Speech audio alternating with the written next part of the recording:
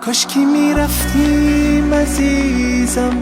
من و تو یه گوشه با هم، تو یه کیف به روی دوشت، من یه کوله روی پشتم، برای یه هفته یک کم با تو زندگی میکردم، با تو زندگی.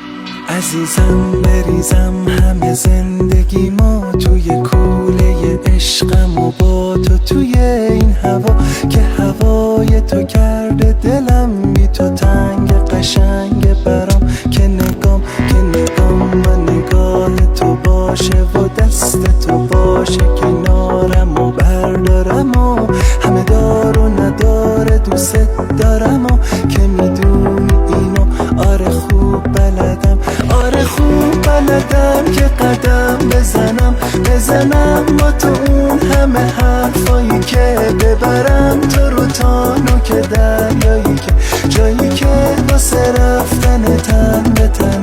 واسه رفتن تن به تنت با منه، حالا ساعت عشق عاشق شدنت با منه، که داره دل من با دلت میزنه به سرم که تو رو ببرم.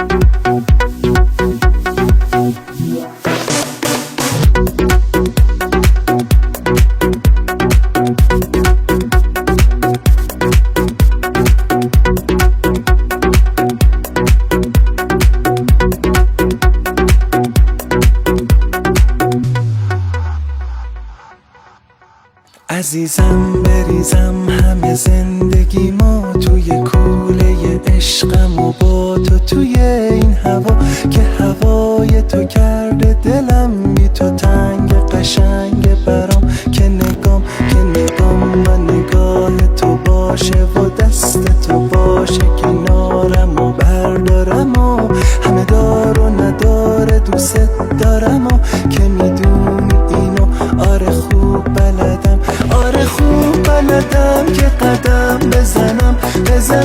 با تو اون همه حرفایی که ببرم تو رو تا نوک دریایی، که جایی که واسه رفتن تن به تن، واسه رفتن تن به تنت با منه، حالا ساعت عشق عاشق شدنت با منه، که داره دل من با دلت میزنه به سرم که تو رو ببرم.